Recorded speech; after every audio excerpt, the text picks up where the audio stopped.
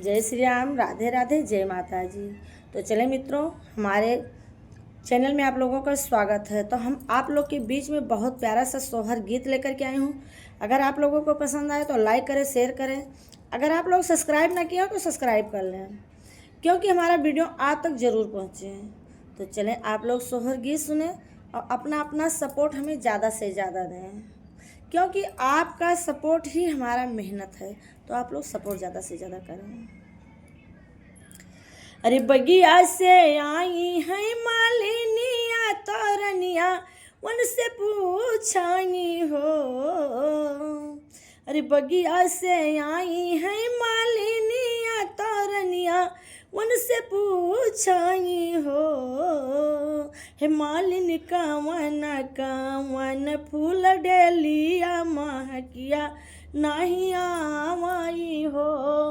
हे मालिनी कावन कावन फूल डेलिया महकिया नहीं आवाई हो। अरे बगिया से आई है मालिनिया तारनिया, उनसे पूछाई हो। हे मालिनी कावन कावन फूल डेलिया महकिया नहीं आवाई हो। हे मालिनी कावन कावन फूल डेलिया महकिया नहीं आवाई हो।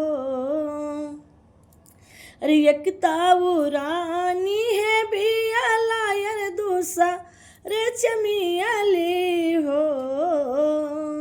एक ताऊ फूल रानी बिया लायर दूसा रे चमियालिनी हो। हे रानी तुहरेगा राभ श्री राम महक नहीं आवाई हो। हे रानी तुहरेगा राभ श्री राम महक नहीं आवाई हो। अरे चैताई काई तीर्थ नवमी तारम जी जन्म ले हो। चैताई काई तीर्थ नवमी तारम जी जन्म ले हो। हे बहिनी आंगना में हो, बहिनी द्वार पे बाजला बधाउआ आंगनवा उठ सुहार हो। हे बहिनी द्वार पे बजला बधाउआ आंगनवा उठ सुहार हो। अरे चैताई काई तीर्थ नवमी तारम जी जन्म ले हो। हे बहिनी द्वार पे बजला बधाउआ आंगनवा उठ सुहार हो। अरे अवधाना गारिया के सोनरा तुहाली बेगया वाऊ हो। अरे अवधाना गारिया के सोनरा तुहाली बेगया वाऊ हो। हे सोनरा गढ़ी लौता सोने के कंगन वरनियवा पहिराई बाई हो।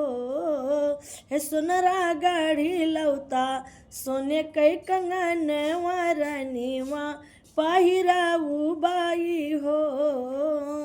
अरे अवधाना गारिया के लावड़ी नियाऊ राऊ चेरियानु हो। अवधाना गारिया के लावड़ी नियाऊ राऊ चेरियानु हो। हे चेरिया जल्दी से मालिनी बोलावो, मालिनिया के बसाऊ बाई हो। चेरिया जल्दी से मालिनी बोलावो, मालिनी यहाँ के बसाऊ बाई हो। अरे अवधाना गारी या के बाजे जा तू हाली बेगया वाऊ हो। अरे अवधाना गारी या के बाजे जा तू हाली बेगया बताऊ हो। हे बज जा रंगीला उता चटकी चुनरिया मालिनिया पहिराऊ बाई हो। हे बज जा रंगीला तो चटकी चुनरिया मालिनिया पहुराई बाई हो।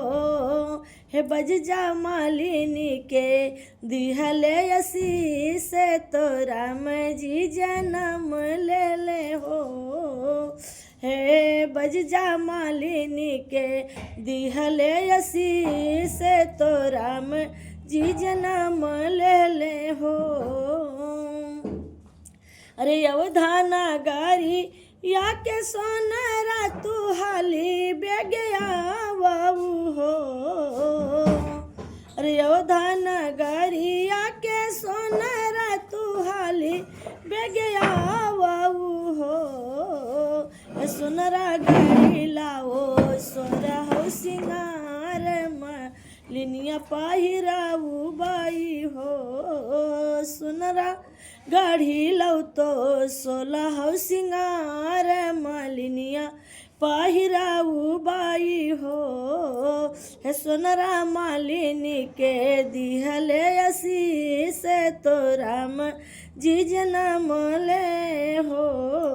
सोनरा मालिनी के दिहले यसी से तो राम जी जन्म ले हो।